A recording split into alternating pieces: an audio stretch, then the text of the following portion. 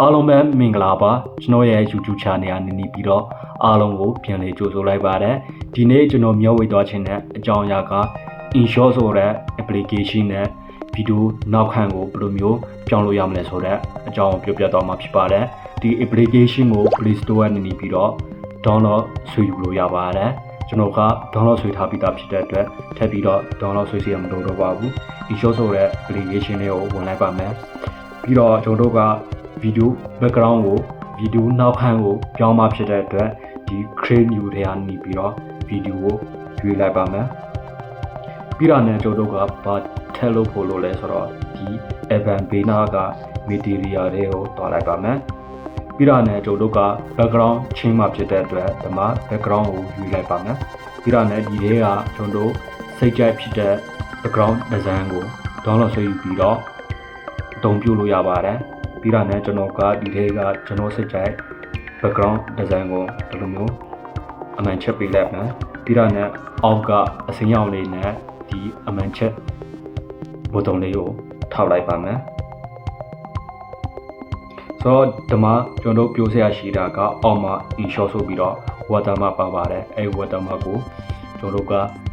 Premier version တုံးမယ်ဆိုရင်တော့ပါမှာမဟုတ်ပါဘူးဒါပေမဲ့ဒါကလည်းဆက်အနောက်ရှက်ဖြစ်စရာတော့မလိုပါဘူး free ဖြောက်လို့ရပါတယ်ဒါမှအပူကဒီ Inshot ဆိုတဲ့စာတန်းရဲ့အပူက cross လေးပါပါတယ်ဒါလေးကိုထောက်လိုက်ပါပြီးတော့နဲ့ဒါမှ free remove ကိုထောက်လိုက်ပါ free remove ကိုထောက်လိုက်တဲ့ခါကျရင်တစ်ခါတလေကျရင်ကြုံညာဝင်တာမျိုးရှိပါတယ်အဲ့ကြုံညာကိုပြီးအောင်ကြည့်ပြီးတော့ဒါမှအပူက cross လေးကိုထောက်လိုက်ပါရပါပြီဆိုတော့ကျွန်တော်တို့ကပါထက်လို့ဖို့လို့လဲဆိုတော့ဒါမှကျွန်တော်ရဲ့ဗီဒီယိုကိုဒီလေးကိုခိုးထားရမှာဖြစ်တဲ့အတွက်ဒီမှာဒီ fader beta က PP ကိုထောက်လိုက်ပါမယ်ပြီးတော့လည်းကျွန်တော်တို့ဖုန်းထဲကနေပြီးတော့ကျွန်တော်ရဲ့ဗီဒီယိုကို import လုပ်ရမှာဖြစ်တဲ့အတွက်ဖုန်းထဲကကိုယ်စိတ်ကြိုက်ဗီဒီယိုကိုအမှန်ချက်ပေးလိုက်ပါ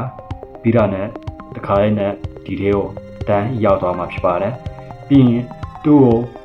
ဒီ site ရဲ့ကျွန်တော်တို့ project ရဲ့ site နဲ့တစ်ခါလေးဖြစ်တော့ကျွန်တော်တို့ကဘယ်လိုမျိုးလုပ်လို့ရမလဲဆိုတော့ဘေးနားကဒါလေးကိုထောက်လိုက်ပါဒါဆိုရင်ဖြစ်တော့ပါပြီပြီးတော့လည်းကျွန်တော်တို့ကဘာထည့်လို့ဖို့လို့လဲဆိုရင်ဒီမှာ background ကိုဖြောင်းမှဖြစ်တဲ့အတွက်ဒီလေးက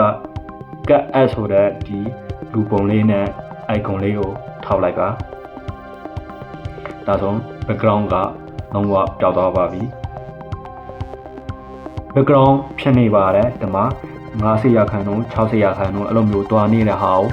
ခဏလေးဆောက်ပေးပါအဲ့ဒါမှလုံးဝကိုအဆင်ပြေတဲ့ဗီဒီယိုထွက်လာမှာဖြစ်ပါတယ်လုံးဝ quality မီတဲ့ဗီဒီယိုထွက်လာမှာဖြစ်ပါတယ်အားလုံးပြီးသွားပြီဆိုရင်အမှန်ချက်လေးကိုထောက်လိုက်ပါ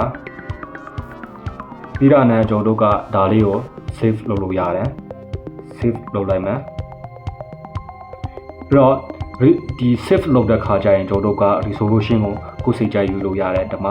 ဒီ3ညရှိ3ညနဲ့ယူမှလားဒါမှမဟုတ်ဒီထက်ပိုကောင်းတဲ့ resolution ကိုယူမှလားကိုစိတ်ကြိုက်ပြင်ပြီးတော့ပြင်လို့ရတယ်ပြီးတော့ frame rate ဆိုရင်လည်းပြင်ပြီးတော့ပြင်လို့ရတယ် frame rate ဆိုရင်လည်းပြင်ပြီးတော့ပြင်လို့ရတယ်ပြီးတော့ format ဆိုရင်လည်းပြင်လို့ရတယ် size ကကြတော့ကျွန်တော်တို့ဒီ resolution ကောင်းတယ်လို့ size ကကြီးသွားမှာဖြစ်ပါတယ်အားလုံးလည်းအဆင်ပြေကြမယ်လို့မျှော်လင့်ပါတယ်